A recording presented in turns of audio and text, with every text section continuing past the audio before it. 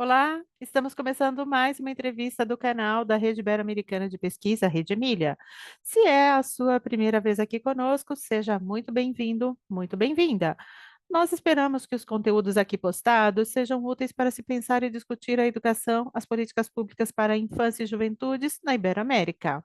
Este nosso programa tem o objetivo de difundir pesquisas acadêmicas e opiniões de especialistas sobre temas importantes que perpassam a infância e Juventude em Diálogo com a Educação. A Rede Emília é uma iniciativa de um grupo de pesquisadoras e pesquisadores sul-americanos interessados na temática das infâncias e juventudes. Nosso objetivo aqui no canal é falar sobre as crianças e jovens, principalmente no âmbito de seus direitos fundamentais. Mais uma vez agradeço a confiança de vocês no trabalho da Rede Emília, que reúne docentes da Argentina, México, Espanha, Portugal, Colômbia e diversas universidades brasileiras públicas federais, estaduais, confessionais e comunitárias. Por meio das temáticas da infância e da juventude, realizamos pesquisas colaborativas e estudos compartilhados. Organizamos eventos e publicações com o intuito de subsidiar as políticas públicas na organização e estruturação de projetos e programas que visem atender aos direitos fundamentais de crianças e jovens. Antes de começarmos a entrevista, gostaria de pedir para você que está nos assistindo que dê um like, se inscreva no canal, ative o sininho para receber notificações de novos conteúdos e compartilhe esse vídeo com todos aqueles que defendem, educam e valorizam as crianças e jovens ibero-americanos. Nesta entrevista da Rede Emília, recebemos Francesco Tonucci, educador italiano, defensor da participação social das crianças nas discussões sobre políticas públicas relativas à infância e sobre o futuro das cidades. Pensador, pedagogo e desenhista, Francesco Tonucci se dedicou ao estudo de questões relacionadas à educação, especialmente às crianças e à formação de professores. Ele é responsável por um projeto internacional, a Cidade de Meninas e Meninos, e há mais de 20 anos estabeleceu uma rede de mais de 200 cidades na Itália, na Espanha e na América do Sul. Sob o pseudônimo Frato, o autor publica uma série de quadrinhos por meio dos quais discute de forma crítica, mas também bem-humorada, o cenário escolar e a estrutura familiar contemporânea, mostrando por meio de seu traço as contradições sociais. Hoje é uma das vozes mais ativas e influentes do mundo no que diz respeito à participação social da infância nas discussões públicas sobre o futuro das cidades. É autor de diversas obras mundialmente conhecidas. Entre suas publicações em português, eu destaco o livro Quando as Crianças Dizem Agora Chega, Com Olhos de Criança, e Frato 40 Anos com Olhos de Criança, entre outras publicações. Eu passo a palavra agora a Mariela Losso, que conduzirá a entrevista e acolho e dou as boas-vindas a Jorge Raedo e Lorena Murakimo e agradeço muito ao nosso querido Francesco Tonucci por conceder-nos esta entrevista. É com você. Continuem conosco. É com você, Mariela.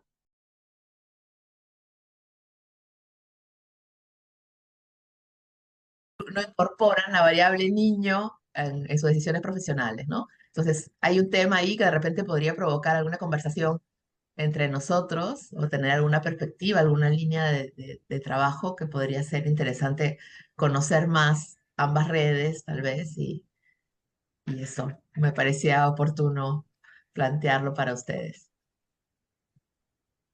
Bueno, Olá, sí es. buenas tardes. Buenas Bueno, tardes. Disculpe, estou com problema com minha internet. Penso que Mariela já lo dije, pero estoy aqui, espero que possa falar com com ustedes. Esperamos. Muchas gracias, Lorena. Muchas gracias, Francesco. Hola, Jorge. ¿Estás bien? Hola, Mariela. ¿Cómo estás? Bueno,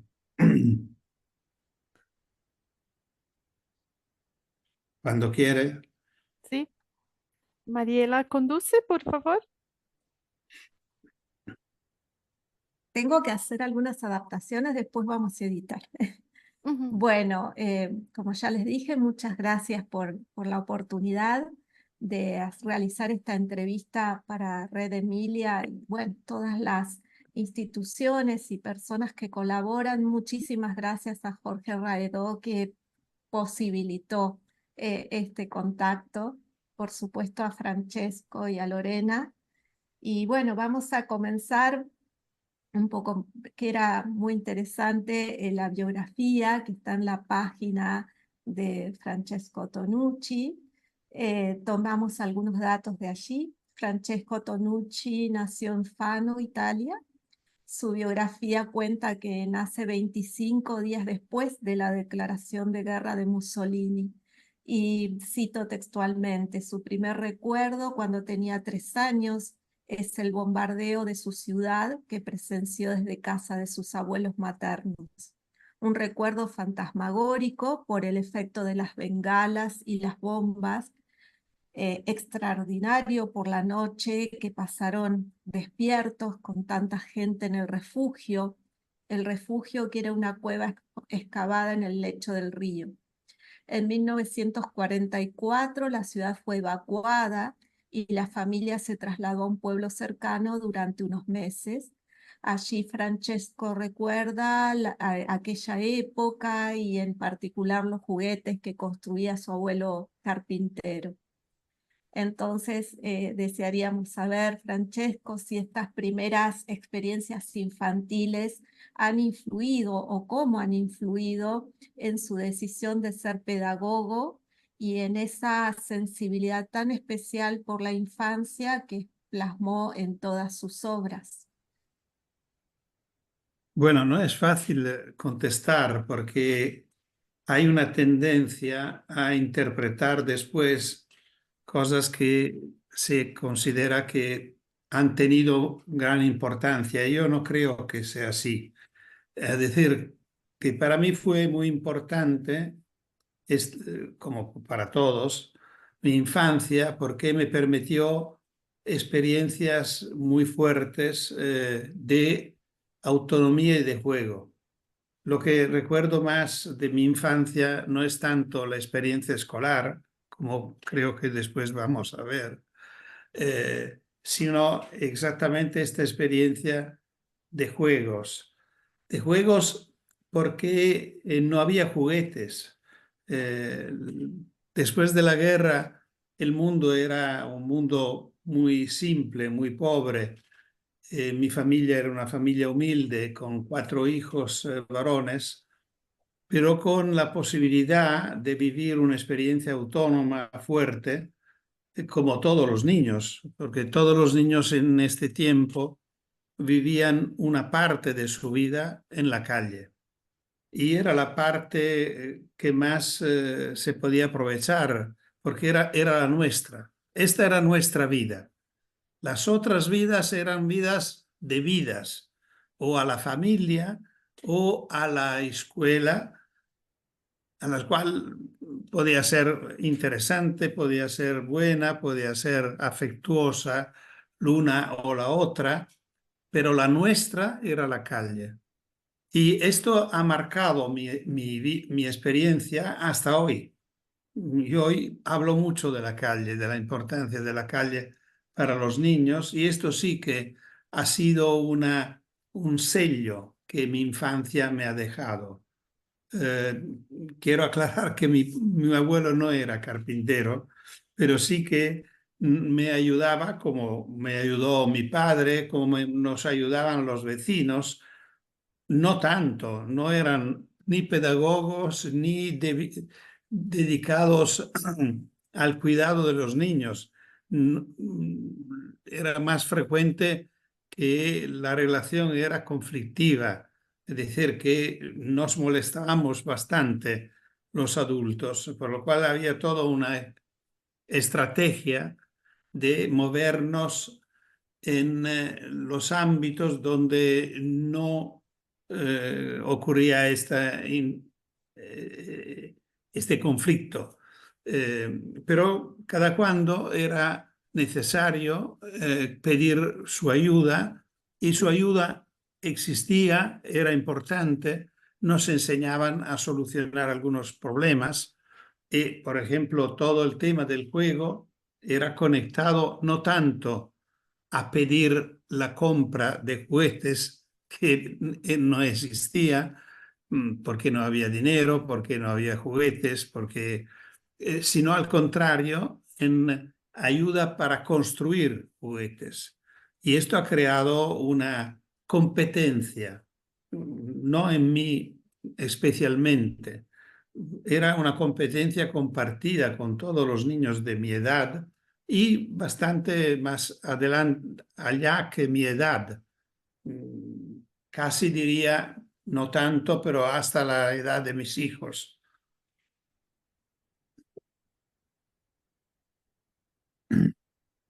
Bien, Francesco, entonces, corrigiendo algunos errores, es importante esto que nos ha aportado, que está muy presente en sus obras, ¿no? La importancia del espacio abierto, del juego en la calle, es algo que tiene una impronta muy fuerte en mucho de su obra. Y lo que comentaba acerca de la escuela, ahí, ahí notamos una diferencia, quizás de lo que se llamaba silo, que sería la escuela infantil, a lo que fue la primaria y la secundaria. Desde su primera infancia cuenta la biografía que resalta su capacidad para comunicar a través del dibujo, y una cita plantea que durante la escuela infantil o el asilo, los maestros iban a su clase para ver sus dibujos hechos con tiza en la pizarra. En cambio, la escuela primaria solo dejó algunos pálidos recuerdos de aburrimiento, de miedo a la varita de la maestra, de admiración por los niños del orfanato mayores. La escuela secundaria, en cambio, fueron 3 años también, pero de sufrimiento vinculado casi exclusivamente a la dificultad para comprender y aprender el álgebra, especialmente los binomios. Sí. Esta breve reseña escolar nos muestra sus vivencias como alumno, que seguramente han tenido relación con su obra, como ha manifestado recién. Y parece ser que la escuela infantil o el asilo fuera un espacio diferente a los que vinieron después, la primaria, la secundaria. ¿Nos cuenta un poquito más de esta experiencia escolar? Bueno, sí, aquí también tengo que aclarar algunos pasajes, porque si notáis la foto que ahora estáis mostrando, que es la escuela de mi temporada en la escuela maternal, en la escuela de 3 a 6 años, como se ve, no hay ni un niño que sonríe. Y una foto de clase no era una foto cotidiana o frecuente, se hacía una vez al año, se preparaba. Me imagino que alguien nos pidió de sonreír, como se hace siempre cuando se hace, y ni uno lo hacía. Esto significa bastante para mí. No era una escuela alegre. Y, y sí, yo recuerdo muy bien el hecho de mis dibujos, porque yo dibujaba antes de escribir. Para mí, dibujar, que después ha llegado a ser pintar, ha llegado a ser esculpir, una vida de arte, decimos, era una vida que yo sentía mucho como mi vida, pensando que esta debía ser mi vida futura. Y yo creo que nací para ser un artista, no ocurrió. Yo seguí viviendo esta dimensión de forma secreta, de forma privada. Yo tengo la casa llena de mis obras, pero nadie la conoce. La que se conoce es una experiencia artística distinta a las de las viñetas, pero tiene otro origen y otro sentido. Es decir, cuando dibujo en serio, así lo llamo yo, no tengo no hay ninguna intención, no es para educar, para convencer, es una experiencia privada, personal. No digo de evasión, porque es de realización también, pero me muevo en un mundo totalmente personal.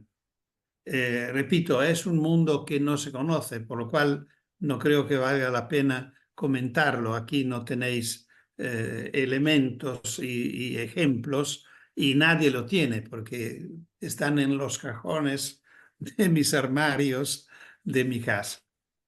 Y con esto para decir que la experiencia escolar de infantil, primaria y secundaria de primer nivel, que significa hasta los 14 años, ha sido una experiencia para mí frágil, débil, bueno, que yo sustancialmente sufrí, ¿no? O viví como un deber y nada más. No recuerdo momentos de participación, de pasión, de entusiasmo, de interés fuerte. Yo iba porque tenía que ir, ¿no? Y pasaba la mayor parte del tiempo escolar pensando a cómo aprovechar del tiempo de la tarde, que era el tiempo de la calle. Es decir, esto era mi interés primario. Mucho cambió con la secundaria y como siempre me ha ocurrido en mi vida, de forma casi totalmente casual. La casualidad ha sido una de las normas de mi vida, que decidió casi todo. Yo estaba convencido que debía hacer una escuela importante, una escuela complicada, que se llama liceo clásico, que es la formación para llegar a la universidad. Es la escuela donde se estudiaba y se estudia hasta ahora latín y griego, para entendernos. Y tanto era convencido de esto que para adelantarme en el verano había aprendido el alfabeto griego, que hasta ahora sigo acordándome. Después la familia, yo era el segundo de los cuatro hermanos, la familia se reunió, discutimos juntos y me dijeron, bueno, pero es que nosotros no podemos garantizar la universidad para todos los hijos. Y como mi hermano menor, el tercero, yo soy el segundo, le gustaba la escuela, leía mucho, yo no leía nunca.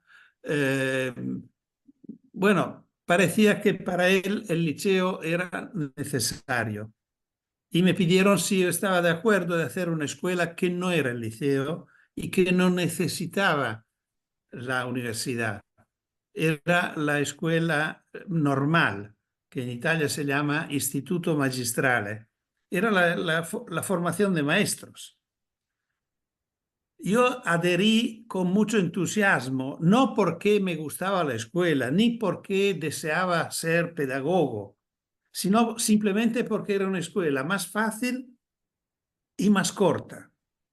Era de 4 años y no de 5 como el liceo, no había griego y yo sabía que era una escuela que no tenía una exigencia tan alta como el liceo clásico. Y era así. Y yo viví esta experiencia de una forma estupenda y conseguí ser el mejor de la escuela. Y esto cambió totalmente mi vida, no porque me llevó a querer la escuela o a desear, sino porque me sentí reconocido, apreciado. Terminé esta escuela con la votación más alta de mi provincia. Esto me permitió tener una beca de una plaza gratuita a la Universidad Católica de Milán. Y con esta pude vivir la universidad. Allí también fue pedagogía, porque llegando de esta escuela no tenía muchas posibilidades, era magisterio, creo que vosotros también tenéis magisterio. Y magisterio tenía solo tres carreras, o pedagogía, o lengua extranjera, o literatura moderna. Bueno, yo preferí pedagogía y viví una experiencia muy dura, pero muy intensa, muy fuerte, que creo me ha formado mucho, en el cual la pedagogía no existía por nada. Fue una gran formación de filosofía y creo que hasta hoy sigo viviendo por esta formación filosófica que al final fue una formación importante.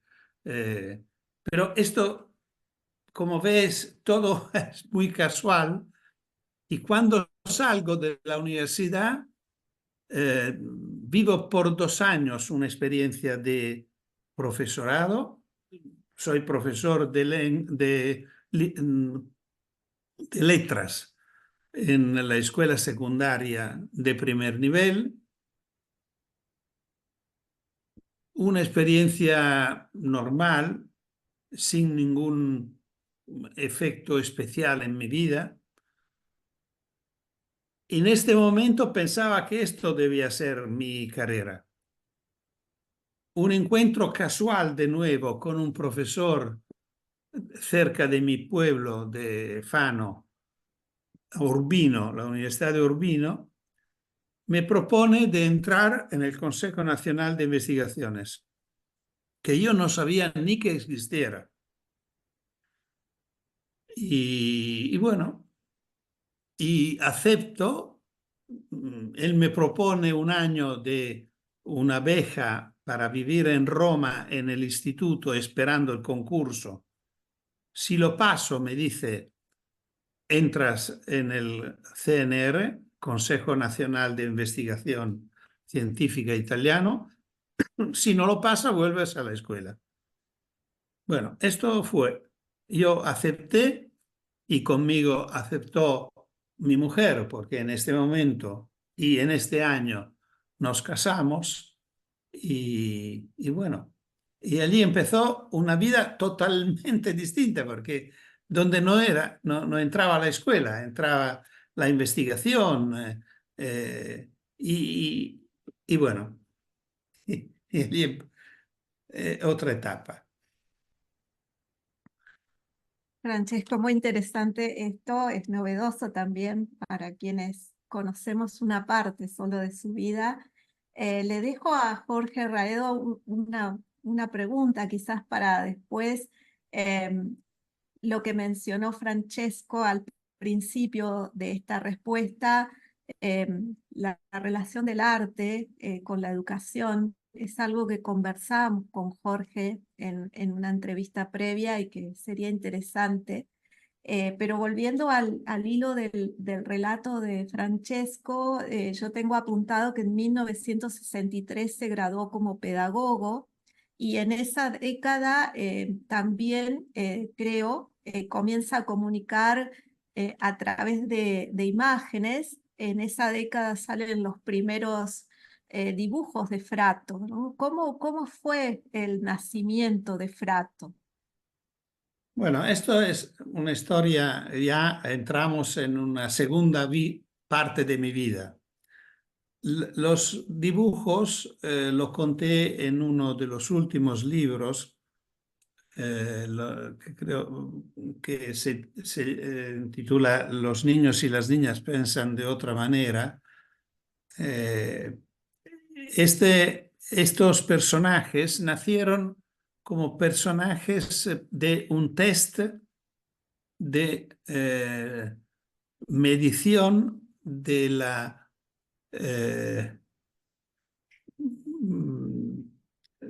de la frustración infantil. Lo explico. Cuando entré en el instituto en el 66, yo entro con la beca, como decía, en el 66 y supero el examen de admisión, del concurso de admisión en el 67. Y en el mismo 66, un colega que estudiaba quería hacer una traducción italiana de un test americano, que era el test de Rosenzweig, que era un test hecho con imágenes para adultos que estudiaba la frustración, el tema de la frustración. Y mi colega quería hacer una adaptación de este test para niños. Y para realizarlo yo dibujé estos personajes, por lo cual los personajes nacen en el 66, pero no los utilizo para viñetas o para humor, simplemente lo utilizo por este test llega a ser un test reconocido y publicado como test en la editorial italiana que publicaba los tests por finalidades científicas. El uso de las viñetas, así como se conocen hoy, empieza 2 años después, en el 68. La motivación no es tan compleja.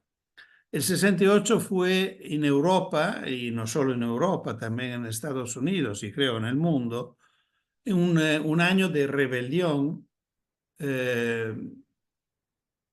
Yo ya estaba con mi familia, pero vivíamos esta experiencia de movimiento, de reflexión crítica y una cosa que todos vivimos era la necesidad de buscar formas nuevas de comunicarnos con los destinatarios de nuestro trabajo.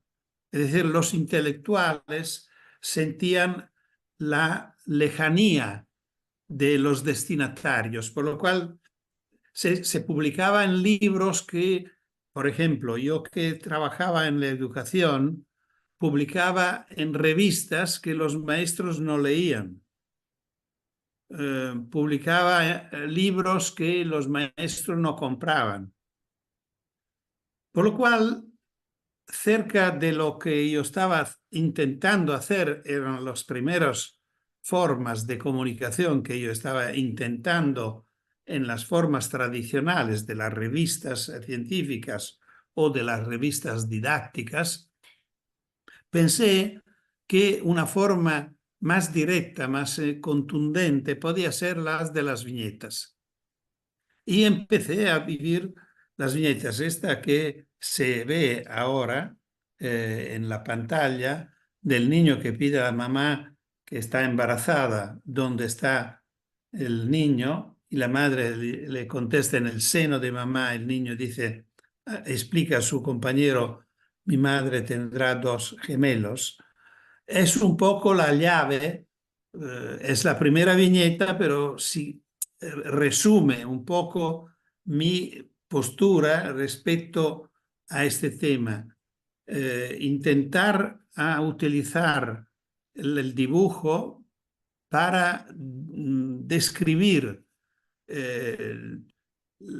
los errores, las tonterías, la cosa ridícula que muchas veces nosotros los adultos hacemos, intentando casi engañar a los niños, claro, no para engañarlos, lo hacemos para protegerlos, pero de hecho terminamos para hacer una operación que no funciona y la viñeta lo demuestra.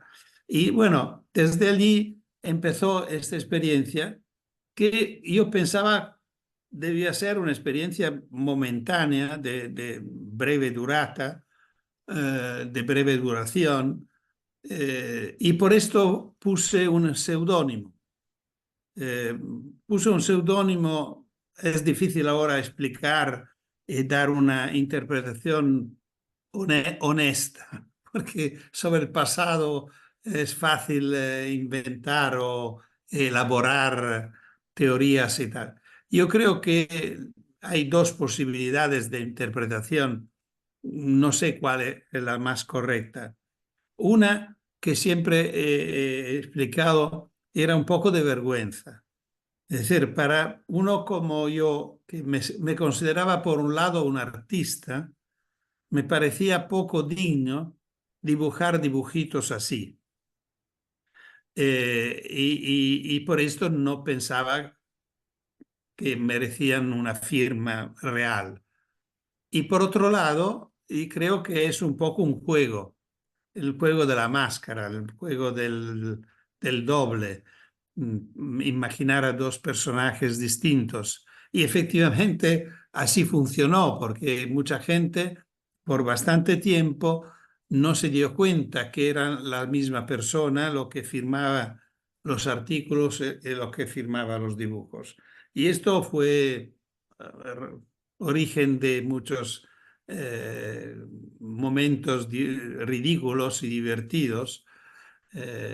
Pero bueno, esto es un mundo muy cercano al juego, el dibujar y al final no fue una cosa provisional. Siguió y ayer fue el último día que dibujé una viñeta, por lo cual que os muestro en anteprima mundial. Bueno, esta es la viñeta que dibujé ayer. Es, son niños que están jugando en la escalera de casa.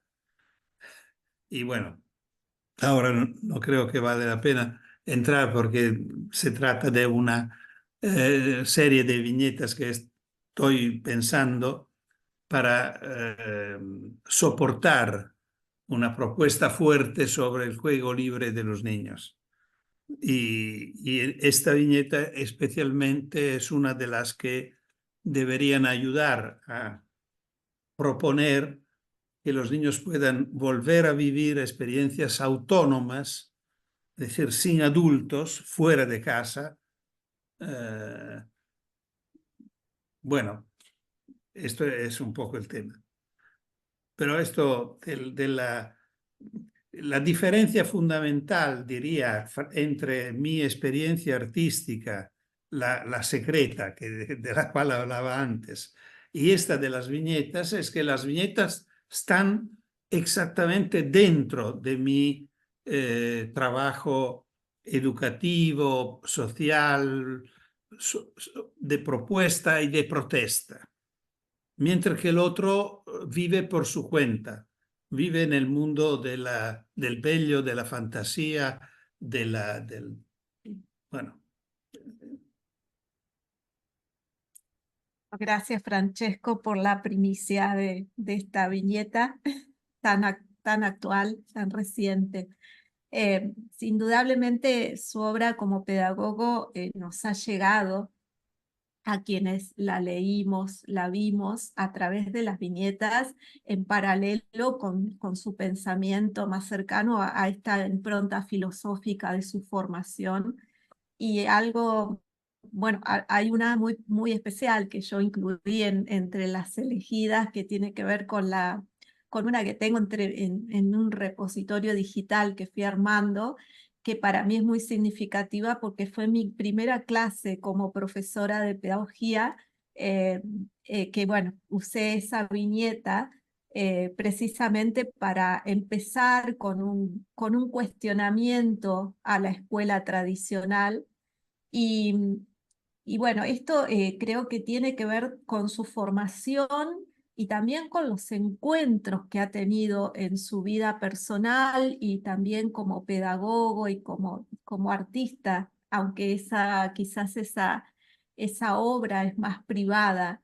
Pero bueno, indudablemente está la impronta. Y bueno, algunas lecturas creo que han sido cruciales en su vida, también en su labor. En 1967, su encuentro con la escuela de Barbiana, que creo que es esto, ¿no? Una escuela que que rompía los cánones más tradicionales o los más hegemónicos de la escuela, Carta a una maestra, eh, la obra de Lorenzo Milani, y en 1970 El país equivocado de Mario Lodi, otra obra fundamental y de un amigo que lo acompañó hasta 2014.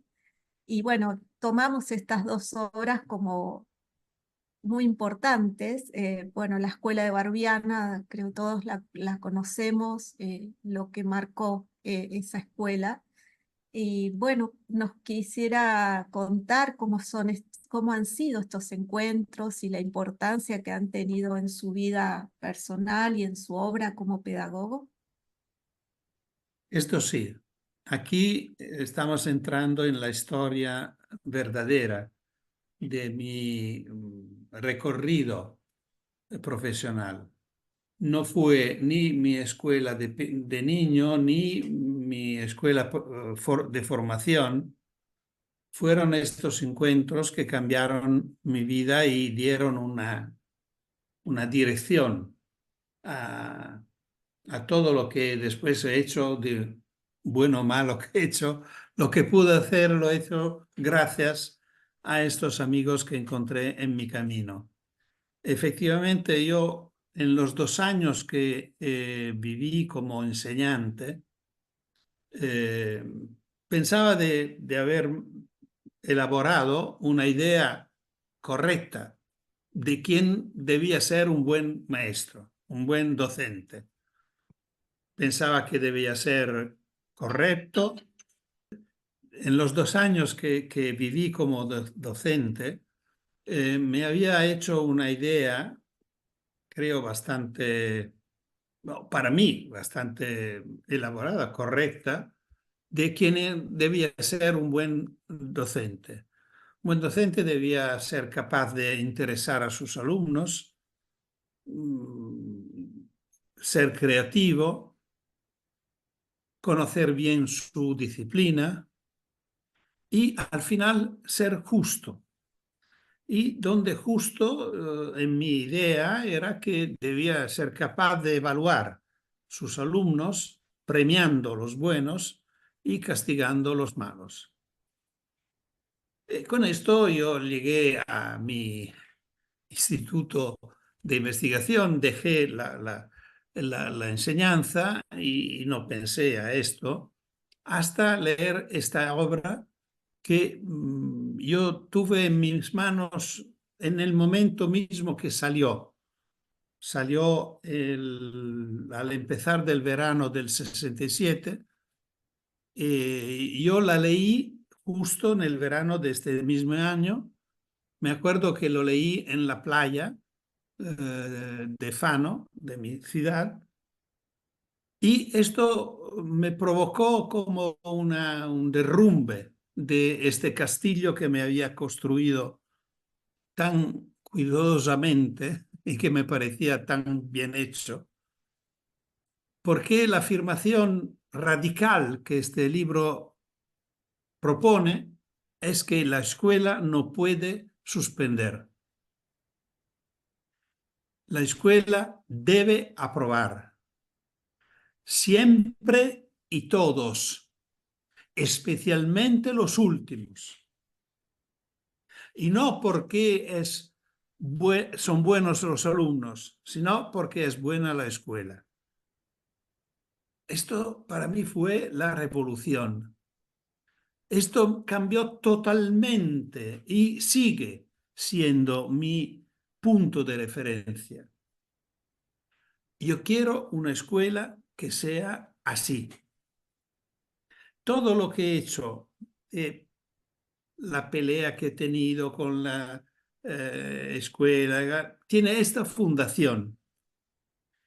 Una escuela capaz de aprobar, que significa capaz de promover los alumnos, promover su desarrollo, es decir, de cada uno de sus alumnos. Y claro que esta forma se presenta en una experiencia absurda, porque la escuela de Barbiana es absurda. Probablemente porque absurda era la situación donde nace.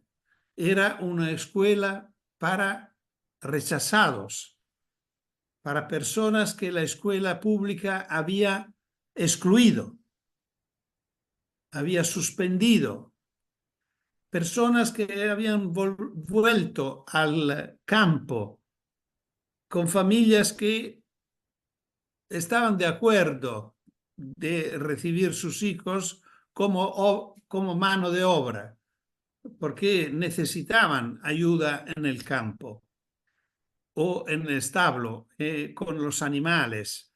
Y por esto no protestaban. Sabían que esto le tocaba a los pobres, esto le tocaba a los montaneros, esto le tocaba a los campesinos. Cómo llega Milani en este lugar de exclusión. Él también fue un excluso, echado de la comunidad pastoral florentina para ir en este pueblo que no era un pueblo, que era un lugar remoto donde no había ni una carretera, ni luz, ni agua, ni teléfono, no había nada. Y casi no había gente, había pocas familias.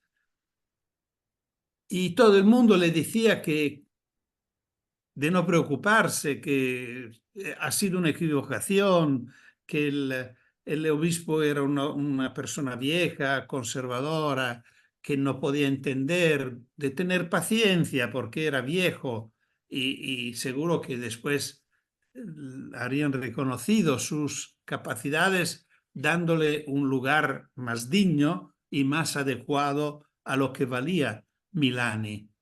Milani era una persona que venía de una familia noble, de una familia rica, de una familia culta, y Milani contesta a sus amigos que le decían esto con dos acciones. El mismo día que lo envían a Barbiana, va al ayuntamiento y compra un lugar en el cementerio. Como decir, yo voy a morir aquí. Y así fue. Y el mismo día empezó a recorrer las familias para pedir los hijos para abrir la escuela. Estas fueron las dos acciones con las cuales Milani empieza. Y abrió esta escuela, que digo una escuela absurda, porque era una escuela que funcionaba 365 días al año, sin un día de vacaciones, por 12 horas diarias, de 8 a 8.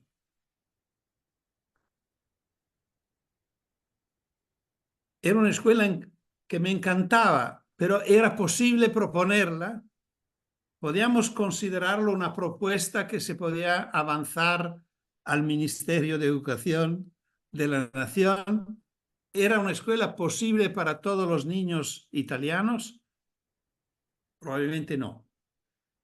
Y con esto, como yo no tenía una obligación profesional escolar, porque no estaba enseñando, estaba haciendo otro trabajo, pasaron 2 años, 3 años, y en el 70, como recordáis, leo El País Errado de Mario Lodi. Allí encuentro la propuesta posible. Es decir, esta era la propuesta correcta, la primera, buena, que me encantaba. Leyendo Lodi me di cuenta que esta propuesta de Milani podía ser transformada en una propuesta correcta para todos a través de una experiencia como la de Lodi. Lodi vive una escuela para todos de 4 horas diarias. No es una escuela con vacaciones, siendo él un maestro de formación, de maestro, y y que cuando empieza la última experiencia escolar, en el 73, porque en el 78 se jubila, en el 73 empieza la última ciclo escolar en primero de primaria. Hay que tener en cuenta que en Italia los maestros, los docentes, siguen su clase. Es decir, que un maestro empieza la escuela primaria en primero de primaria y llega hasta quinto con su clase. Y esto siempre. Y este maestro, después de una semana de escuela, escribe una carta a los padres de sus alumnos, diciendo: he conocido vuestros hijos, son todos de normal inteligencia, con diversidades, claro, debidas a distintas experiencias infantiles, pero todos tienen una inteligencia normal, por lo cual puedo decir desde ahora, que es, repito, una semana de primero de primaria, que todos son aprobados a quinto, que es la última clase de la escuela primaria italiana, con consiguiendo todos los niveles previstos de los programas ministeriales. Si esto no ocurre, la culpa será del maestro y de la escuela, para no haber sabido encontrar los medios adecuados para el desarrollo de las capacidades de cada uno y cada una de los alumnos. Y yo he pensado, esto es un maestro, esta es una escuela. La escuela se hace cargo de la formación de sus alumnos. El problema de la formación no es un problema de los alumnos, es un problema de las escuelas. Y claro que esto cambia todo, cambia todo. Y es interesante notar cómo esto hoy podemos, porque cuando Lodi dice estas cosas no eran ilegales, no eran ilegales, pero tampoco eran correspondientes a las normas. Suspender era correcto, era legal. La evaluación era una praxis común donde se decía quién era aprobado y quién era suspendido. Hoy no. Por lo cual, esta escuela que Lodi propone es la escuela que todos los buenos maestros siempre han hecho. Pero hoy es la escuela que indica nuestra legislación de todos los países del mundo, porque corresponde a lo que indica la Convención de los Derechos de los Niños en el artículo 29. Esto es impresionante, porque hoy esto permite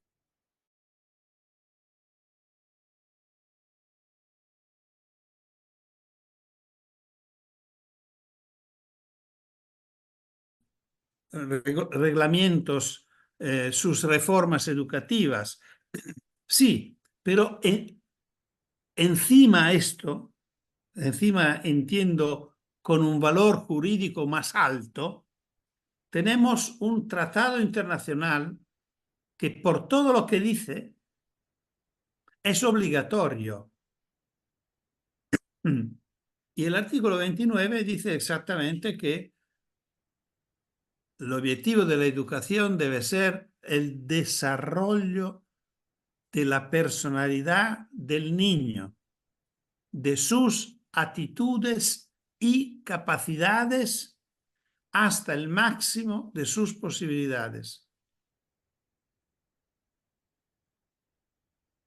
Es muy claro. Sí, creo que hemos avanzado bastante en lo legal, Espera que sobre enciendo la todo luz. la Espera, mayoría de los espera, países espera un rato adhieren a la espera, convención. espera que Y enciendo ha la luz. sido posible porque estas experiencias han existido y porque diversos pedagogos, maestras, maestros del mundo han resistido a esta escuela que se imponía y que sigue teniendo sus rasgos predominantes. Sumamente interesante cómo usted lo conjugó en la síntesis que nos comparte. Y me gustaría seguir profundizando porque como educadora es lo que más me interesa. No, decía que esto de queríamos con Magalí, con Jorge, acordamos algunas preguntas, por ahí son un poco estructuradas, pero la idea era profundizar en su obra, en su trayectoria, y a mí me encantaría seguir hablando de lo pedagógico, de los derechos de los niños y de las niñas, pero bueno, su obra es muy extensa. Llegó a diversos medios. Yo esto no lo sabía, lo conocí ahora leyendo, buscando información, que en la década de 1970 usted participó como asesor pedagógico y colaborador en el guión de la película para televisión Diario de un maestro de Vittorio De Seta, que se emitió en 4 episodios en febrero de 1972. Acá elegimos un fotograma para compartir. La misma década en la que usted estaba realizando investigaciones sobre educación ambiental y la implementación del programa Andrea. Por ahí estas dos cuestiones me parecen interesantes de retomar, que desde aquí no eran tan conocidas. ¿Cómo fueron para usted estas experiencias y también qué relevancia tuvieron, o podemos decir que tuvieron en las infancias italianas, considerando dos medios, ¿no? El de la investigación y el de la difusión a través de la televisión? Bueno, son dos hechos totalmente distintos, tanto por sus características como por la importancia que han tenido en mi vida. El programa Andrea fue un trabajo muy pesado, largo, que yo he tenido que desarrollar como responsable por cuenta de dos ministerios, de la educación y del medio ambiente. Y fue un trabajo, repito, para mí muy fuerte y que no dejó mucha huella, ni en mi vida y creo tampoco en la educación italiana, porque fue la preparación de un archivo. Andrea es un acróstico, es decir, es una sigla que significa Archivio Nacional Andrea, de documentación y investigación, ricerca de educación ambiental, Andrea, que tenía como objetivo de hacer como un censo, una documentación de todo lo que a nivel nacional se estaba desarrollando sobre educación ambiental. Trabajé por 3 años con un equipo bastante fuerte de 6, 7 personas puesta a trabajar conmigo del Ministerio de Educación y con una dotación económica importante puesta por el Ministerio de Medio Ambiente y realizamos este archivo. Y sinceramente no sé después el uso que se ha hecho porque pasó al ministerio y yo perdí no seguí con esto. Fue una experiencia importante por sí misma, para mí muy pesada, sinceramente. Bueno, al contrario, la experiencia de la película fue una experiencia muy importante porque hay que pensar que en este tiempo, estamos creo que el año de emisión fue el 73, bueno, puede ser que me equivoco, que me acuerdo mal. Después, de toda manera, el trabajo lo hicimos en el 71, las grabaciones, y después todo el 72 la elaboración de la película sin mi participación. Pero toda la parte de grabación, yo participé directamente, estaba en donde se rodaba la película, que era una escuela, una aula transformada en un set de cine.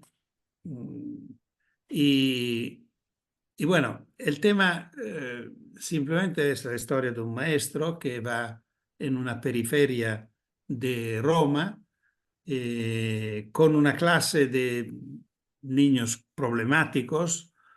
La mayoría no participaba a la actividad escolar, por lo cual el maestro empieza exactamente como Milani, buscando sus alumnos, recorriendo el barrio, pidiendo a los padres, buscándolos donde iban a jugar o a cazar animales y tal, y gradualmente recupera a todos sus alumnos e empieza un trabajo. Y transforma la escuela de una clase normal con pupitres en fila y con la mesa del maestro encima y el maestro que da clase, y cambia en un espacio con 4 mesas cuadradas con niños alrededor, por lo cual cambia y pierde la característica de ser un lugar donde hay una persona que habla y otros que escuchan, y con muchas actividades de investigación de naturaleza, de investigación de historia local, la historia de los padres y de los abuelos, la historia de la última guerra mundial. Bueno, un estudio sobre el barrio, sobre las características y condiciones económicas del barrio. Bueno, hay que tener en cuenta que estas 4 películas, 4 episodios de la película, fueron emitidos el domingo por la noche, en primera hora de la sera, de la tarde, a las 9 de la noche, que era la hora más importante del domingo, de la primera cadena, que era la más importante, y la siguieron 15 millones de personas. Y que es un resultado impresionante, creo no se ha repetido. Esto para decir que la escuela en estos años era un tema céntrico, muy importante. Y claro que la propuesta que sale era la propuesta de la escuela de Mario Lotti, sustancialmente. Se inspiraba a un libro de otro maestro, también amigo y cercano a nosotros, pero mi esfuerzo fue lo de pasar lo más posible a este modelo. Yo todos los días estaba en el lugar donde se rodaba la película, dando consejos al actor que interpretaba el maestro, que era un buen actor, pero claro que no sabía nada de escuela, y por lo cual cada 10 minutos, como tenía que cambiar la película, yo le decía cómo seguir, y bueno, y esto fue una experiencia muy, muy importante. Diría que más importante notar cómo fue una experiencia popular, de gran impacto popular, para subrayar la importancia de la escuela en este tiempo. Hoy no sería posible.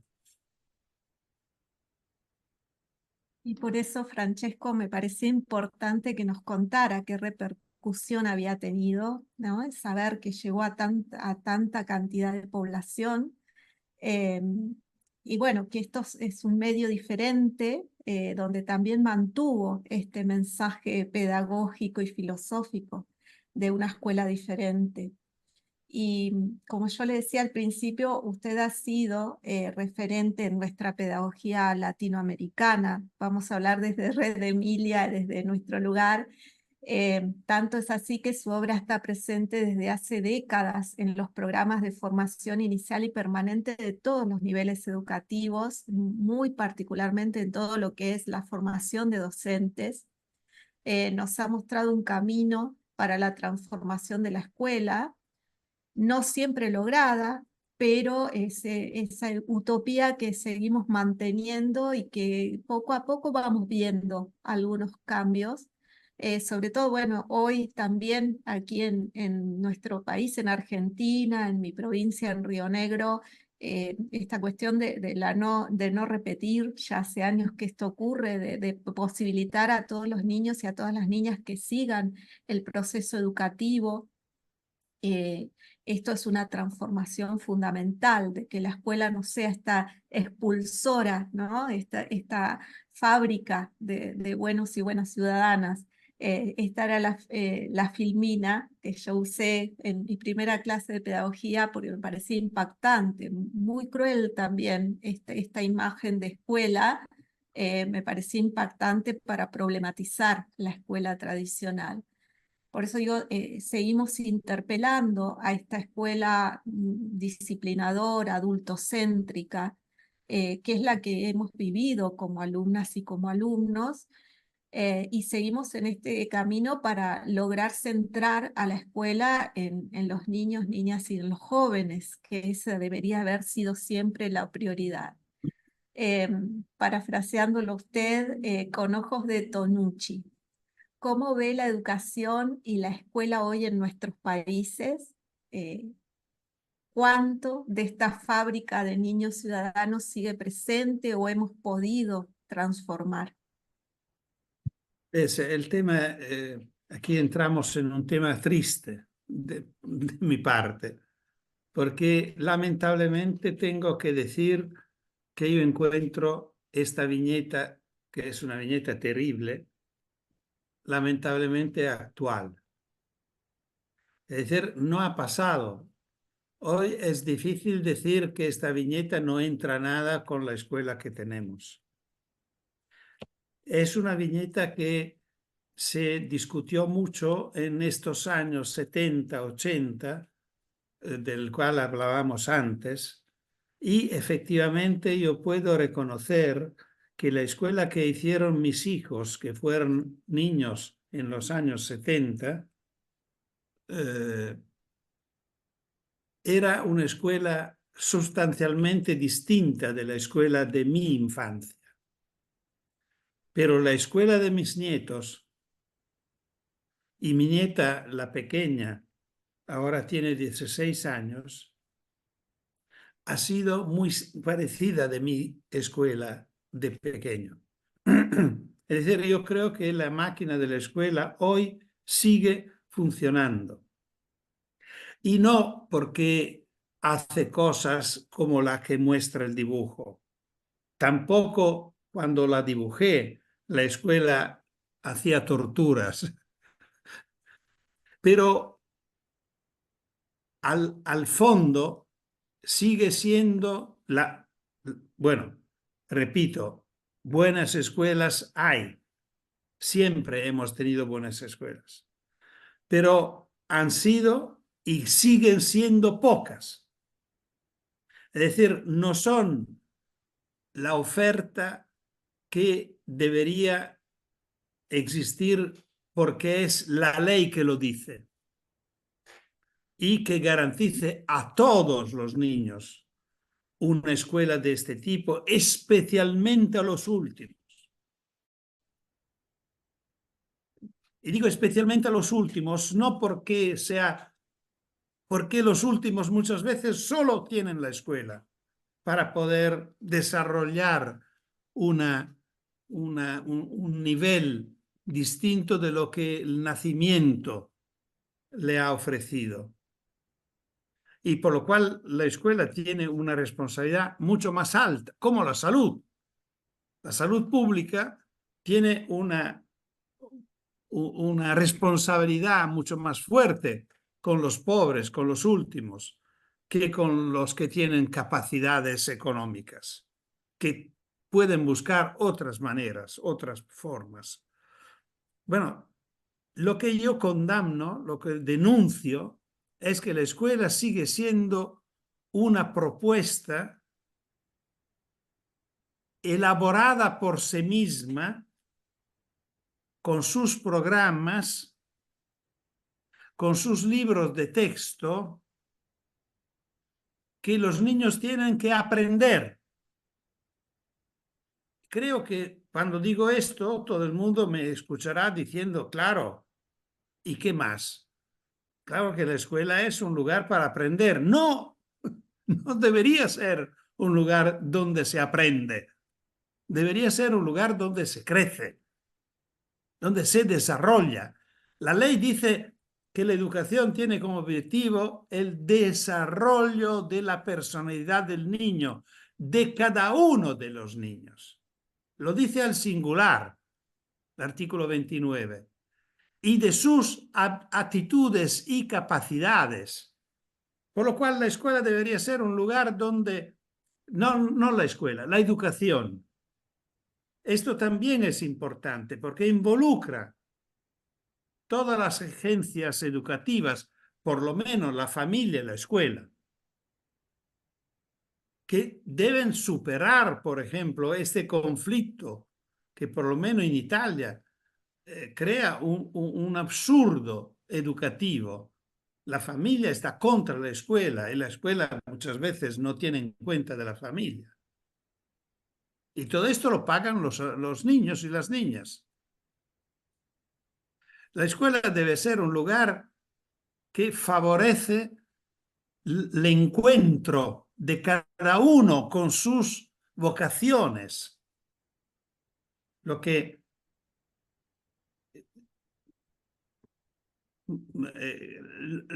cada uno debe ser en su vida, porque la verdadera orientación no es la que se hace a los 14 o los 18 años terminado un ciclo escolar.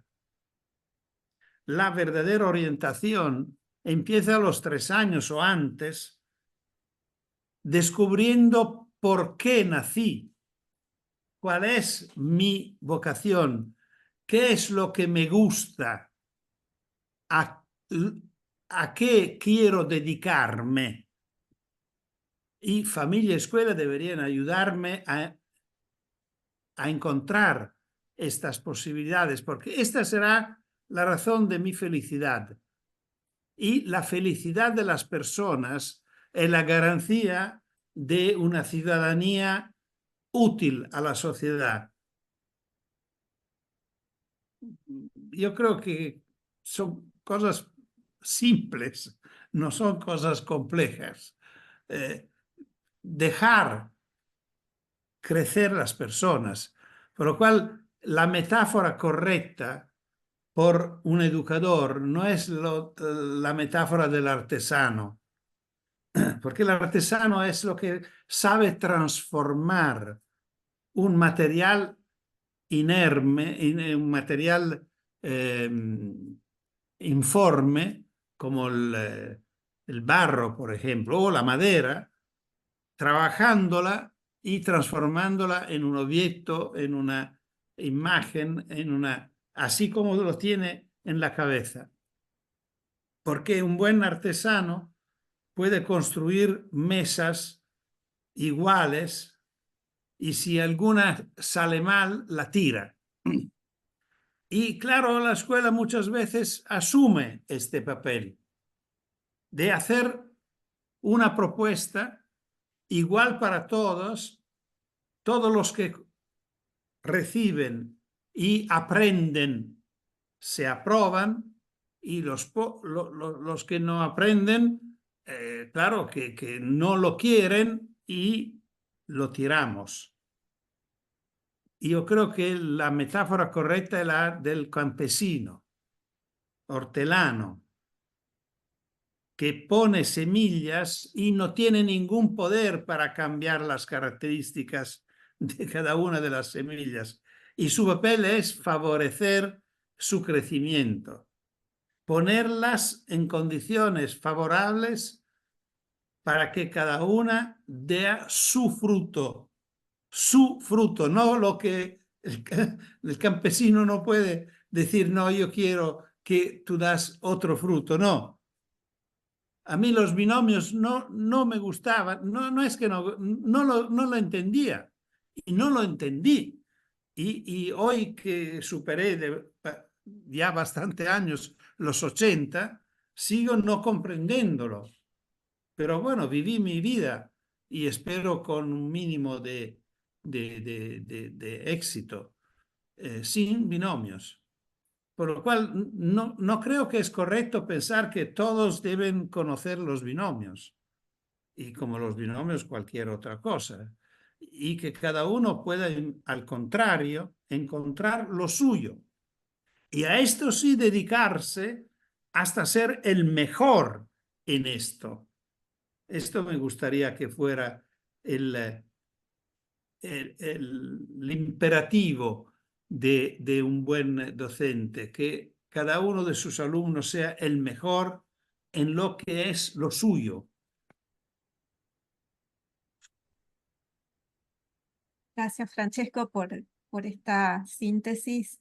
Creo que esto dejar de fabricar y empezar a acompañar ese crecimiento y ese dar frutos desde cómo es y lo que desea cada niño, cada niña.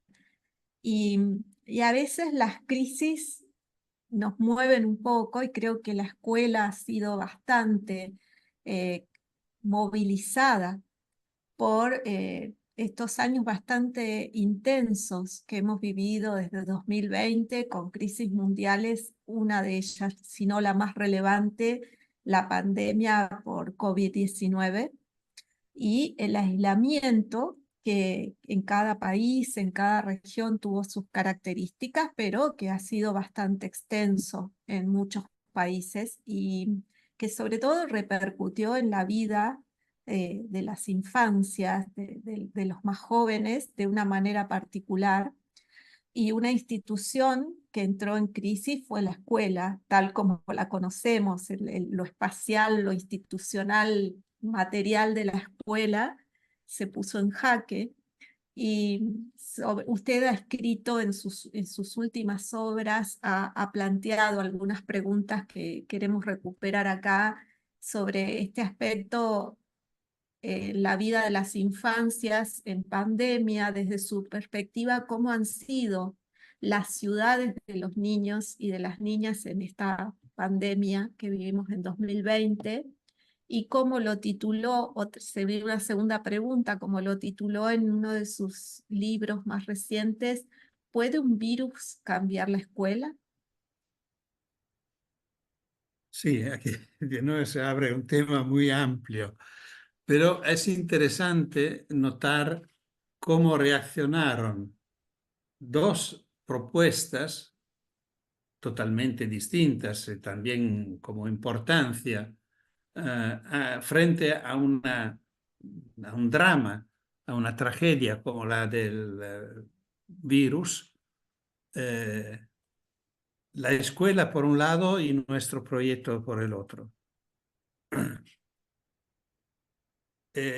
Como sabemos, Einstein decía que una crisis puede ser una bendición para personas y sociedad, porque puede portar cambios. La crisis es un momento en el cual el cambio es posible. Para todo el mundo, antes de esta crisis, era convencido que la escuela necesitaba cambios. Poco eran los que decían que la escuela está bien así como está, especialmente de nuestros países. tenemos muchos problemas.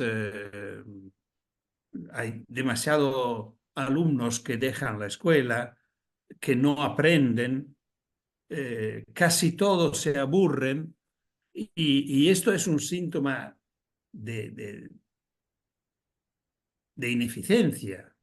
Si se aburren es evidente que no aprenden o no aprenden lo suficiente o lo viven como un problema y no como un recurso. Y cómo se pasa tanto tiempo en la escuela, años y muchas horas al día, por muchos días en la semana, por muchos meses al año. Bueno, es una experiencia enorme y hasta los 16 años se puede pensar que sea la experiencia fundamental.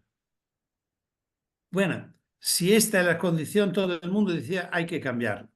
Bueno, llega la pandemia y, si no me equivoco, todo el mundo decía cuando empezó, después nunca será más como antes. Todo será distinto. Hoy escuchamos en todas partes decir con orgullo, volvemos a lo de antes. La escuela sufrió de una manera especial de la pandemia. Y sufrió porque no reconoció la crisis. Es decir, la escuela italiana interpretó de una forma muy evidente esto que estoy diciendo, con un lema que apareció todos los días en la televisión, que decía, la escuela no para. Y yo desde el principio me puse la pregunta, ¿pero cómo es posible? Si ha parado el mundo, ¿cómo puede la escuela no parar? ¿Dónde anda? ¿Y de quién es una escuela que no para? Y efectivamente no paró. Pero no paró significa que siguió como antes, dando clases, cambiando simplemente el medio. No pudiendo hacerlo de persona, se hizo por pantalla, se hizo de forma a distancia, de forma virtual. De forma virtual se repitió la misma escuela que se hacía en presencia, sin tener en cuenta que no funcionaba en presencia. Y es evidente que si no funcionaba en presencia, en distancia era peor, porque no había lo poco que a los alumnos le interesaba. La escuela no se dio cuenta en este momento que por temas más complicados que tienen que ver con lo que decía al empezar, el tema de la carretera, por ejemplo, del tiempo libre, del juego, que han desaparecido de la vida de nuestros niños, la escuela ha llegado a ser la única experiencia social para nuestros hijos. Esto es muy grave y carga a la escuela de una responsabilidad enorme que la escuela no sabe soportar. Claro que no cambiar nada en la propuesta, cambiando la condición, es decir, la escuela terminaba de ser una experiencia social y simplemente conservaba la parte cognitiva, cultural, de comunicación verbal, que era la parte más frágil, que no funcionaba, los niños se aburrían. Y claro que a distancia peor, faltaban los compañeros, faltaba la niña que me gustaba, el niño con el cual estaba con gusto. Faltaban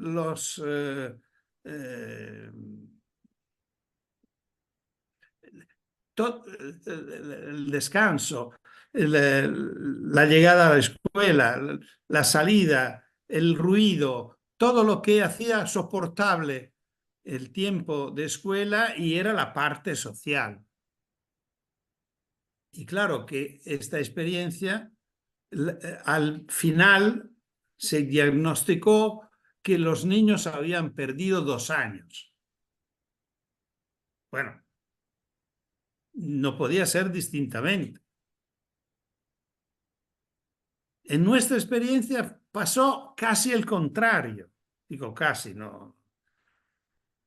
Porque como empezó la tragedia del virus, de la pandemia, nosotros enviamos un mensaje a los alcaldes de nuestras ciudades, que hoy en día son como 200 ciudades en 15 países del mundo, y diciendo tenéis que convocar de inmediato los consejos de niños. Esto fue interesante porque el tema es que la escuela propone la pantalla para que los niños escuchen a sus docentes. Nosotros utilizamos la pantalla para escuchar a los niños. Hay una diferencia. Y a los niños les gusta. Y muchas veces en ciudades donde el Consejo de Niños se reunía cada 15 días, pasaron a reuniones semanales por petición de los niños y con la aprobación y el gusto de las familias, porque se daban cuenta que para los niños era una experiencia interesante a la cual se dedicaban con gusto y eran momentos estos en el cual no se sabía qué hacer con los niños y las niñas. No podían salir, no podían... Bueno, por lo cual para nosotros fue un tiempo rico, donde vivimos experiencias importantes y el proyecto creció. Nuevas ciudades adherieron al proyecto y hemos tenido, por ejemplo, la posibilidad de encontrarnos a niveles políticos que hasta este momento no habíamos tocado. Hablamos con ministros. Yo viví experiencias de webinar de estas conferencias virtuales junto con ministros, junto con secretarios o subsecretarios y con participación impresionante. Algunas experiencias han tenido más que 100.000 personas siguiéndola, cosas que ni se podían imaginar antes. Bueno, todo esto porque, repito, la crisis puede ser un momento de desarrollo, de crecimiento. La escuela no supo aprovechar, no supo reconocerla. Era el momento del cambio, porque en este momento todo el mundo era disponible al cambio. Tenía solo que ponérselo el tema y ponerse en una actitud distinta, no tanto de qué podemos proponer, sino cómo podemos escuchar. Podría ser, algunos maestros, algunos docentes lo han hecho, y estos docentes han tenido éxito. Aprovechar de la pantalla no para dar clase, sino para hablar con los alumnos, pedir cómo estaban viviendo. Y puedo citar una experiencia que fue de gran efecto mediático también, porque cuando la propuse en un conversatorio con el ministro Trotta, el ministro de Educación argentino de este momento, participaron, repito, más que 100.000 personas a la conferencia. Y fue la propuesta que llamamos la, la escuela, la casa como laboratorio. La casa como laboratorio era una propuesta que nos pareció obvia, banal. Si los niños están cerrados en casa con sus padres, la escuela debería pedir ayuda a los padres para que las experiencias que se viven dentro de casa, en la familia, en la cocina, en en el limpiar la casa, en el cuidar las plantas, los animales si hay, lo que se ve por la ventana, lo que podemos vivir, esto llegue a ser escuela. Y por lo cual la nueva ciencia, la ciencia de la crisis es la cocina, es la limpieza. Y bueno, algunas escuelas lo adoptaron y funcionó. Y funcionó porque los niños lo vivieron bien, se transformó la experiencia de clausura en una experiencia de aventura, de descubrimiento. Y aprendieron cosas, aprendieron a coser, aprendieron a cocinar, aprendieron a hacer cosas niños y niñas sin problemas de género y con mucha satisfacción para ellos. Así lo contaron en algunas experiencias. Bueno, estas son cosas pequeñas, no son cosas enormes las que necesitamos. Solo hay que aceptar que la situación no es buena y necesita cambios. Gracias, Francesco. Jorge tenía una pregunta muy interesante. Bueno, sí, gracias, María.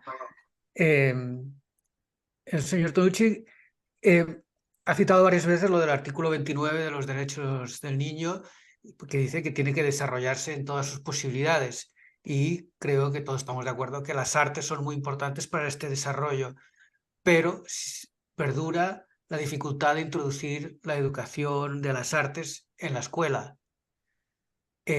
Antes te decía, señor Tonucci, que la escuela de los años 70, al menos en Italia, parecía ser un poco mejor que la de ahora.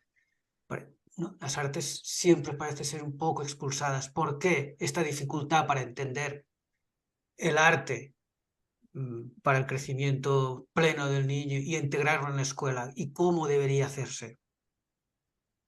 Bueno, Jorge, sabes que por la cultura, nuestra cultura de origen clásica,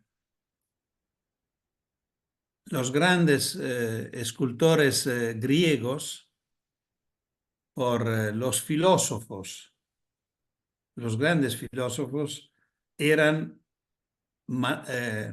obreros, poco más que obreros. El divino Fidia, como lo llamamos nosotros, el gran escultor griego, para Platón era un obrero, una persona que trabajaba con las manos y por esto no valía nada. Esta se ha quedado en nuestra cultura hasta hoy. Y hasta hoy los que trabajan con el cuerpo, que son los artistas, pero son también los artistas del cuerpo, como los actores, los bailarines. Ni hablar de los obreros, los que trabajan con las manos, los mecánicos, los carpinteros. Bueno, estos son, normalmente se consideran que estos son funciones para los que fallaron la educación cultural de la cabeza. Y esto, claro, que es un horror. Es la tradición total de este artículo 29. Y una idea ingenua, porque hoy la evaluación escolar se funda casi exclusivamente sobre lengua y matemática. Lo digo de forma grosera.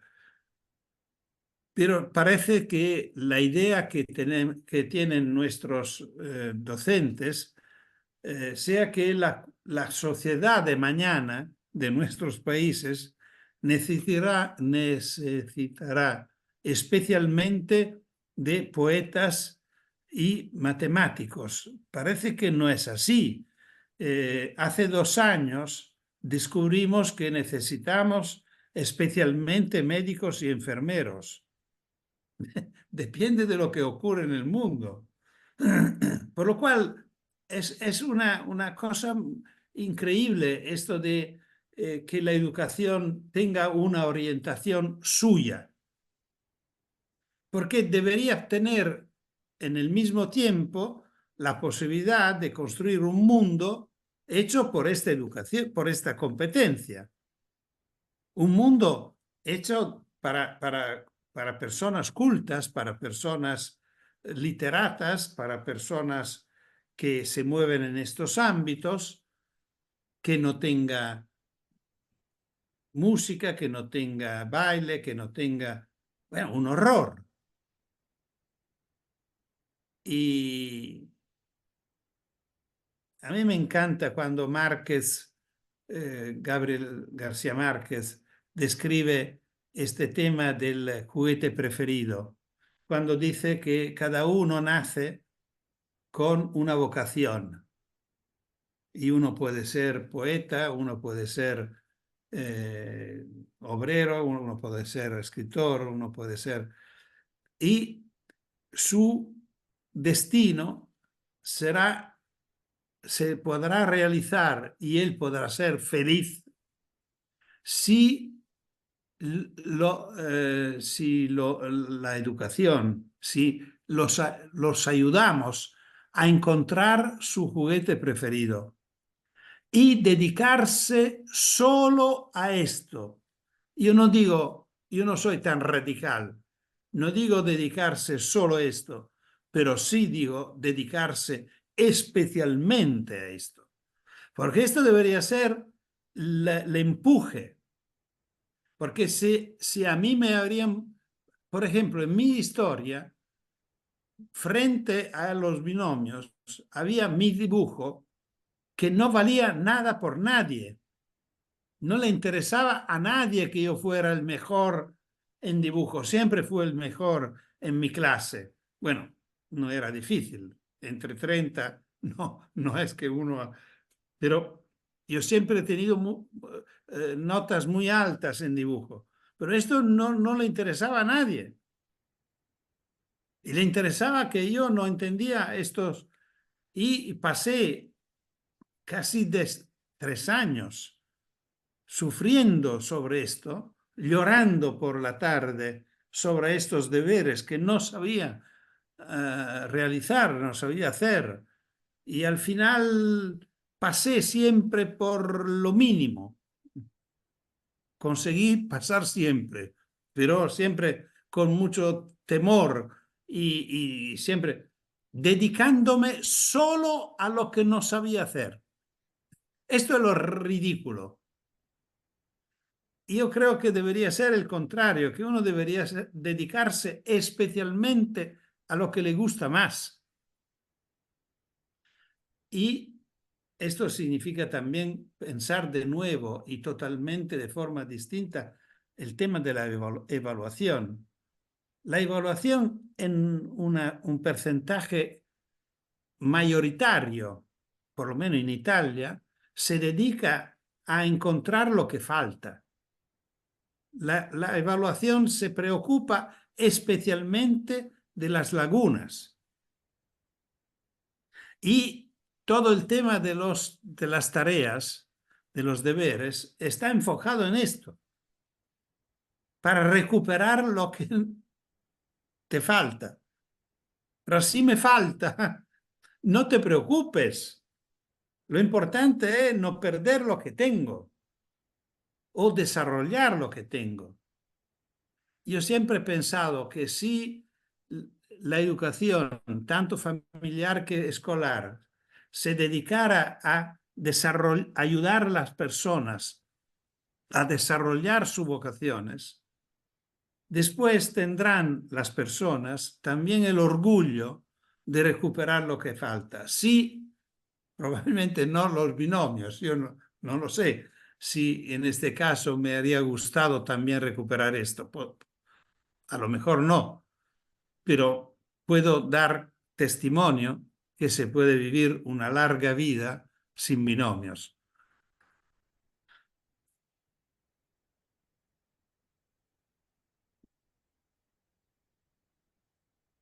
Jorge, ¿alguna otra pregunta? Bueno, hay muchas, pero bueno, ya vamos por tiempo. Pero sí que me gustaría, a ver, por ejemplo, en la escuela, seguramente que lo que conoce mejor es la escuela italiana, no sé, a lo mejor de América conocerá, lo que mejor conoce es la escuela argentina. Realmente, ¿cuál sería una estrategia buena para fortalecer la presencia de las artes en la educación formal? Esto es un reto en todos los países. Convencer a los docentes, a las facultades de educación, que en Colombia, por ejemplo, se llaman pedagógicas, de la importancia de las artes, ¿no? O a los ministerios. Para esta sociedad del mañana que dice el señor Tonucci, ¿no? Pues, ¿por qué es necesaria las artes según su... ¿Qué le diría al sector educativo para convencerles? Bueno, ¿por qué son importantes las artes? Creo que cada uno lo debería encontrar dentro de sí mismo. Para mí no es evidente, es mi vida. Yo vivo más de arte que de otro, porque esto es mi patrimonio personal. Pero el tema fundamental cuando entramos en el tema educativo es la formación de los maestros. Hoy nosotros vivimos en países raros y ingenuos donde hay un convencimiento infantil que es que si una cosa no funciona, tenemos que hacer una ley para obligar a hacer lo bueno. Por lo cual tenemos una legislación muy desarrollada, porque el Parlamento muchas veces es capaz de pensar una buena ley. Pero la ingenuidad es pensar que una buena ley cambia la práctica, porque es ingenuo, porque la idea es que si el Parlamento aprueba una nueva ley y esta ley se publica, ahora no sé la forma, in Italia sería la Gazzetta Ufficiale, es decir, el organismo oficial del Estado que publica las nuevas leyes. De este momento esta ley es obligatoria. La ingenuidad es pensar que el día después todo el mundo lo realiza. Y no es verdad. Las cosas siguen siguiendo por su cuenta.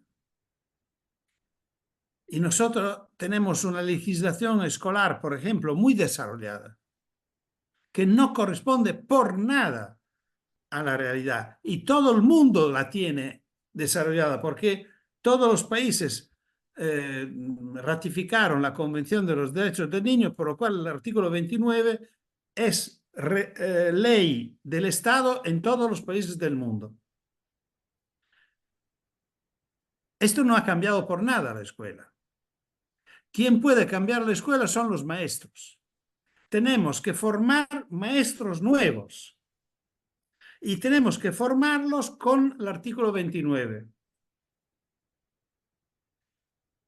El tema de las artes es que los maestros no saben dibujar. Yo lo he hecho, lo he probado muchas veces.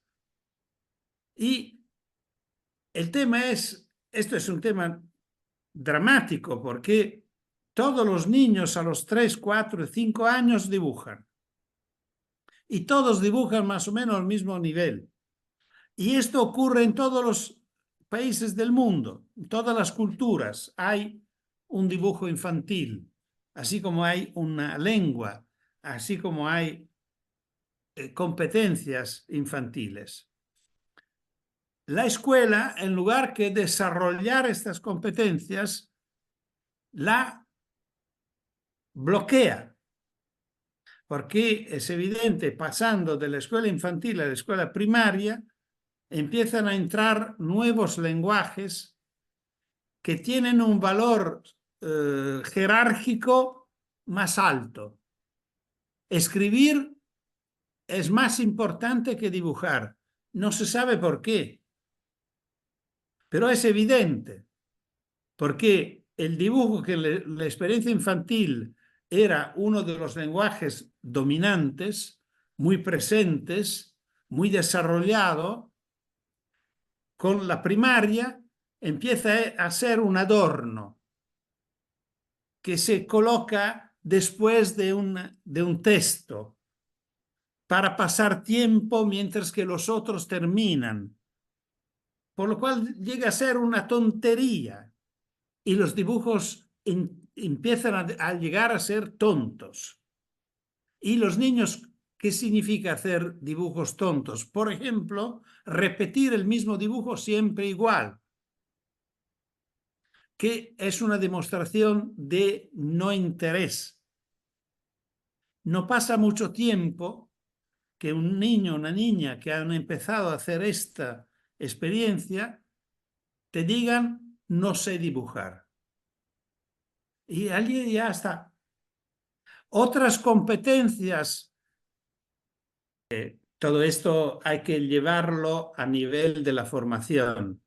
Es decir, yo creo que así como pienso que la escuela de hoy, la escuela de mañana, debería superar la idea del aula para ser una escuela de talleres y laboratorios, es decir, lugares especializados donde los niños encuentran lenguajes distintos, dedicándose a cosas distintas, no vivir un día y todos los días sentados en un pupitre donde se hace de todo, porque esto tiene un nivel emotivo casi cero.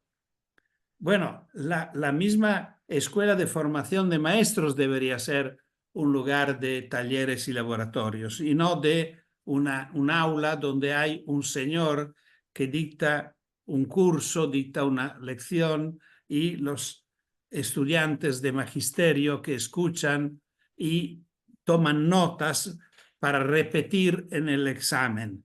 Porque esto no importa si los contenidos son modernos. Lo que aprenden los alumnos es a ser viejos maestros, a pesar de las leyes y todo. Por lo cual, en la formación de los maestros deben estar las artes, deben estar no solo las artes, yo pondría también carpintería, pondría también mecánica, huerta, animales, junto con psicología, con pedagogía, con todo. Pero no puede ser que el maestro sea una persona que ha perdido sus competencias y sus capacidades, porque una persona que sea por lo menos consciente que lo ha perdido. Y por lo cual yo no creo que hay otras maneras para garantizar que la escuela sea la que dice el artículo 29, es decir, un lugar donde se desarrollan las competencias, las capacidades y actitudes de los alumnos si tenemos maestros que no han recuperado sus actitudes.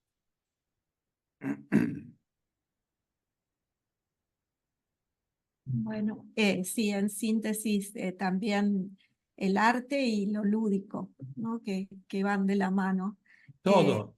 La diferencia que es cuando en la formación docente incorporamos el juego, que es una sorpresa para las estudiantes, pero cómo cambia su predisposición, su actitud.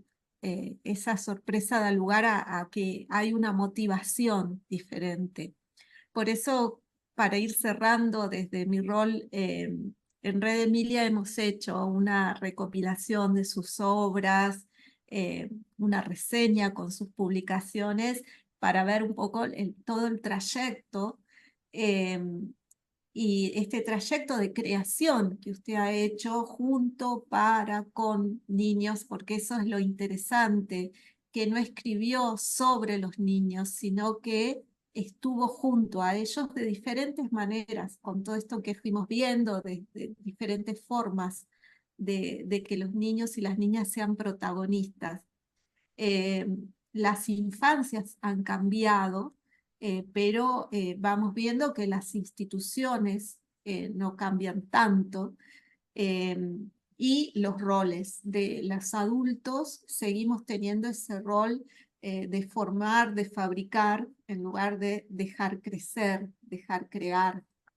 Entonces, tratando de ser optimistas, ¿cuál sería para cerrar esta entrevista?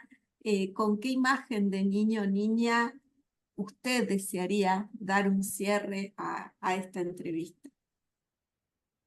Bueno, si me permite, diría que me gustaría cerrar casi contestando algo que usted ha dicho, si me lo permite, no, con respeto.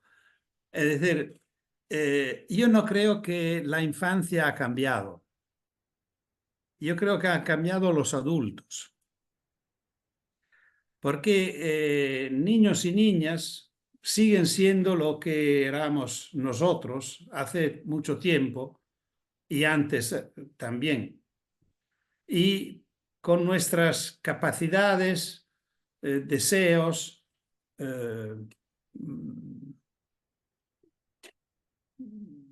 y al contrario, hoy los adultos piensan de tener hijos y hijas tontas, incapaces. Esto es lo que me molesta más, lo que me disgusta más, lo que me preocupa más. Cuando hablo con los padres parece que tengan hijos tontos. Dicen, no, pero no podemos dejarlo salir. Mi hijo se tiraría bajo del primer coche que encuentra. Es falso, no es verdad. Los niños son capaces, como éramos nosotros. Hoy, más que antes, hay que tener confianza con esto. Y por lo cual no solo tenemos que tener confianza, sino que reconocer que esto es lo que más necesitan niñas y niños. Confianza, libertad, autonomía. No se puede llegar a ser adulto llevándolo por la mano hasta los 12, 13 años. Un niño debe llegar a ser autónomo. Yo digo siempre que la autonomía no es una experiencia que se programa. Yo muchas veces hablo con padres que me dicen, sí, lo hablamos entre mi marido y yo y pensamos que cuando tendrá 12 años la dejamos ir sola.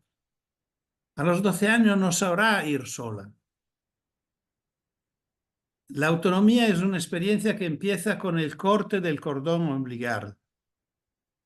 Es decir, el primer día de la vida se caracteriza por esto, que el hijo y la madre se separan. La separación es la garantía de la autonomía. Y de este momento sería importante averiguar que cada día esta autonomía crezca un poco. Y al contrario, lo que vamos mirando es que se van atando nuevos cordones. Un niño cuando tiene pocos meses ya puede hacer cosas. Y porque puede vivir la experiencia antes de caminar, puede moverse y puede ir buscando. Y después, cuando camina, puede moverse libremente en la casa y no cerrarse dentro de un parque, dentro de esta estructura que compramos para que esté tranquilo y no le ocurre nada. A los niños siempre le debería ocurrir algo. Y después tienen que salir de casa desde los primeros años. La viñeta que mostré antes, que dibujé ayer, son niños que están jugando en la escalera de casa. Es una propuesta para que un niño de 4 o 5 años pueda salir de casa, no para irse, claro, pero para estar con los compañeros de la misma casa, jugando en las escaleras, donde pueden tener las puertas abiertas y los padres pueden dar un vistazo, pero ellos juegan entre ellos y no dentro de casa. Y así como lo estoy diciendo para los 4 o 5 años o 3, debe seguir. Y a los 6 años pueden ir a la escuela con sus amigos y no con los padres. Y por la tarde, todas las tardes deben salir. Esto es lo que yo creo que hoy es el mensaje fuerte, el mensaje urgente, porque el peligro es grande. Hoy se está hablando mucho del peligro de los dispositivos electrónicos, de un uso precoz de dispositivos. Bueno, no es suficiente inventar límites, inventar normas y prohibiciones, porque las prohibiciones casi siempre encuentran la forma para evitarla o para no respetarla. Tenemos que hacer propuestas alternativas. Y creo que la más interesante para niñas y niños sea exactamente esta, que vayan a jugar con sus amigos, que tengan amigos verdaderos. Y por esto, yo creo que esto puede ser la forma fuerte para evitar de elegir la vida virtual en alternativa a la vida real, que es el gran peligro, creo, a nivel social y psicológico que están viviendo los niños y las niñas de hoy.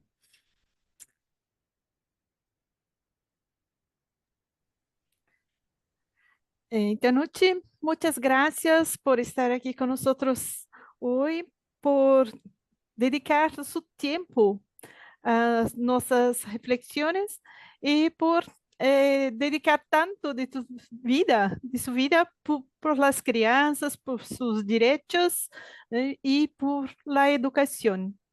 A mí me gustaría mucho de encontrar vosotros y una cita en Brasil en 2025, cuando vamos a hacer el primer Congreso Internacional de la Red Emilia. La Red Emilia es de inspiración tanto en Emilio de Russo cuanto la Reggio Emilia en Italia, ¿no? Es una gran referencia para nosotros en América do Sul, en Brasil. Y sus estudios fueron muy importantes para nosotros todos estos años. Agradezco Gracias. mucho.